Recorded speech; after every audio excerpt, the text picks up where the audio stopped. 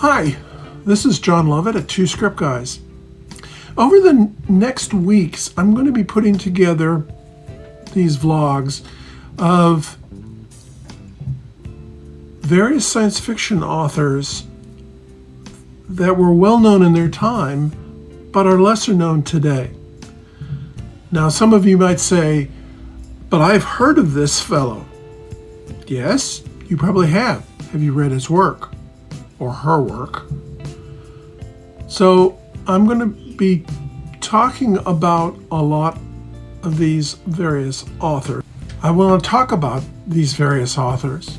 These authors will include people like A.E. van Vogt, Alfred Bester, Lester Del Rey, Philip K. Dick, Jack Vance, Frederick Pohl, and Damon Knight.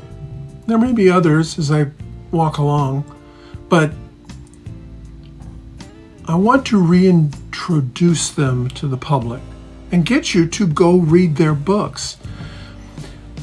This whole discussion starts out the other day when I walked into a Barnes & Noble, and I walked into the science fiction section,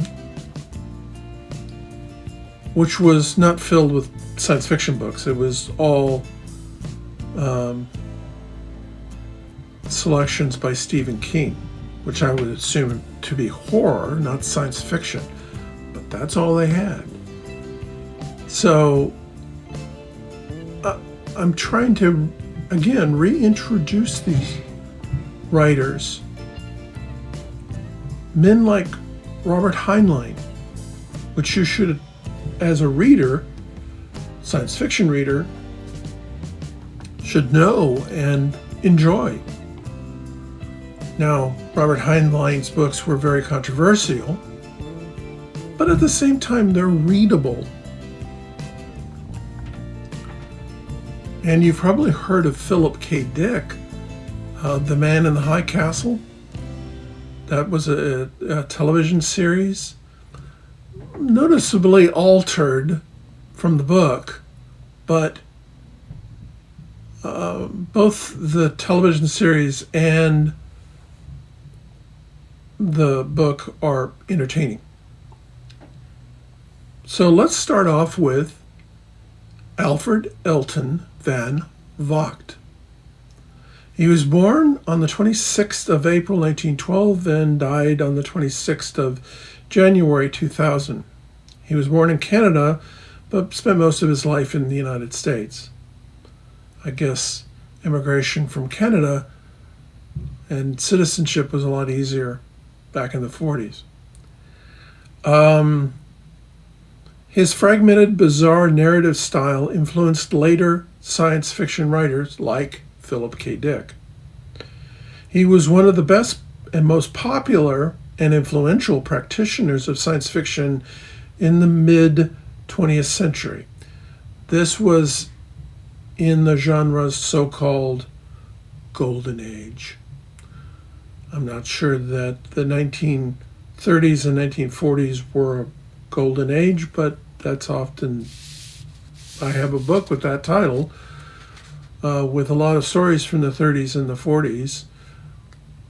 So I guess it was right. The Science Fiction Writers of America, SFWA, named him their 14th Grand Master in 1995.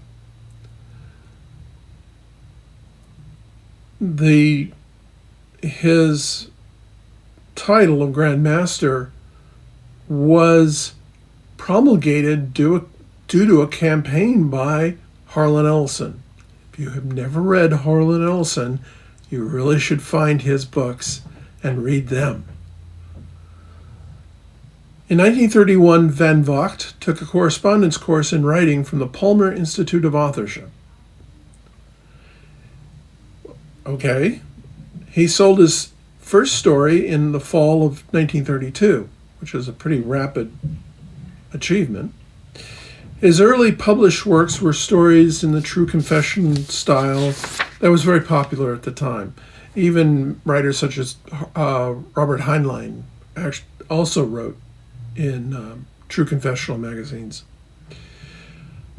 Most of these stories were published anonymously, with the first-person narratives allegedly being written by people, often using a woman's name, in extraordinary emotional and life-changing circumstances. And that was a style and very popular in the early 40s.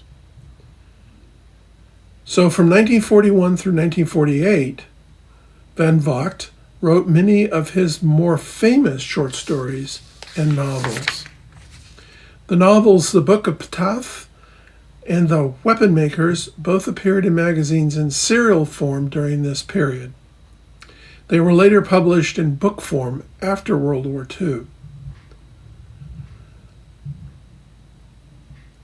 Several, but though not all, of his stories were compiled to make up the novels The Weapon Shops of Isher, The Mixed Men, and The War Against the Rule. So, very popular author. In November 1944, Van Vogt moved to Hollywood. Van Vogt would spend the rest of his life in California. He had been using the name A.E. Van Vogt in his public life for several years, and as part of his process of obtaining American citizenship in 1945, he finally and formally changed his legal name from Alfred Vogt to Alfred Elton Van Vogt. And to his friends in the California science fiction community, he was known as Van. Now, one of his most famous books, and it actually is still being published today, is his novel Slan. The novel was originally serialized in 1940 in Outstanding Science Fiction, which was a magazine still being published today.